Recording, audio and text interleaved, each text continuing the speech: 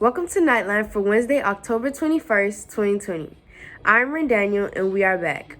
We hope to be your morning companion each school day for the 2020-2021 school year. Make sure you check with us to get the latest news about school happenings and announcements. We will begin with our local weather report.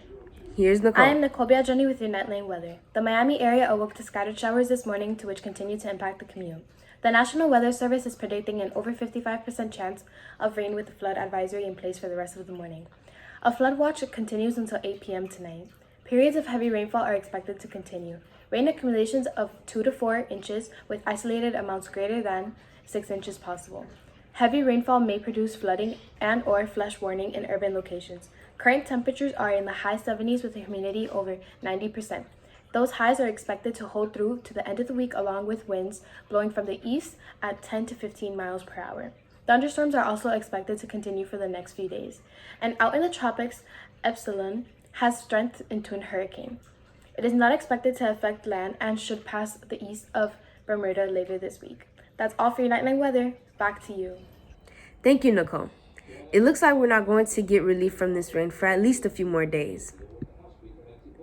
The Drama Club will be meeting on Thursday, October 22nd at 3:30. Please check the drama team's account for the Zoom link.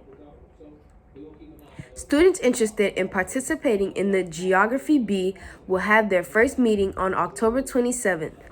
Join the Reminds group at MAST BEE to get more information and the meeting's link. As part of the Hispanic Heritage Month, we will be bringing you a profile of a prominent Hispanic person each day. Here's Isel to tell us more about Ruben Dario. Ruben Dario, also known as Felix Ruben Garcia Sarmiento, born on January 18, 1867, was a Nicaraguan poet famous for his creation of the Spanish-American literary movement of Modernismo or Modernism that flourished in the late 19th century. He is sometimes praised as the Prince of Castilian letters for his immense influence in Spanish literature and journalism. Modernismo was the first literary movement that started in Latin America. His book called Azul was the first example of this movement. In the late 19th and early 20th century, Latin American countries gained independence and started to become separate cultural and political identities. Modernismo fueled this Latin American identity through its emphasis on finding the beauty and advance within the language and on asserting the impact of poetry on culture. Ruben Dario's influence revered poets like Jose Marti, Julian de Casal, and Delmira Agustini. Let Ruben Dario be remembered on Hispanic Heritage Month for his immense value to Hispanic identity and culture. Happy Hispanic Heritage Month to all.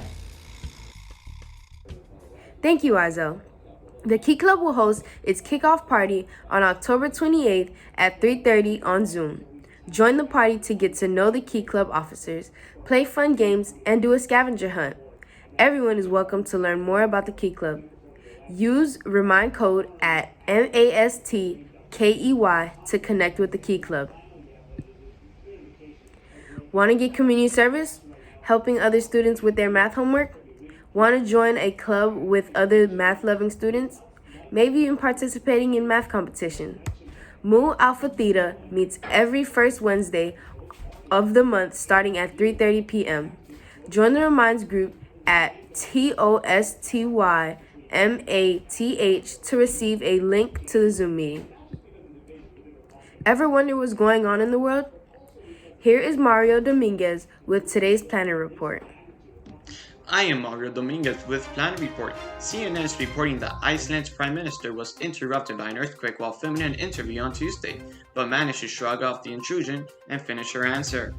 Katrin Jacobsdottir was discussing the impact of the pandemic on tourism with the Washington Post when her house started to shake, visibly starting the Icelandic leader. She quickly pivoted back to the matter at hand, laughing, "Well, this is Iceland," and continued her response to the question. The 5.6 magnitude earthquake struck on Tuesday afternoon near a coastal town near the capital of Reykjavik. The tremble led to reports of damage around the capital. Earthquakes are common in Iceland, which boasts a sweeping landscape dotted with dozens of volcanoes. Jacobsdottir isn't the first world leader to be interrupted by a quake this year. In May, New Zealand Prime Minister Jacinda Ardern was discussing lifting coronavirus restriction when a magnitude 5.8 earthquake struck near the capital of Wellington. That's all for Planet Report today. Back to you. Thank you, Mario.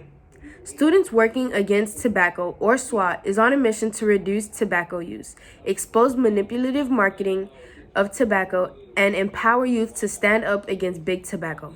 SWAT meetings are on the first Thursday of the month. Join them on Microsoft Teams with the join code below. That's it for today. I'm Randaniel with Knightline. Thank you to Nicole, Izel, and Mario who contributed to our show. We will see you next time.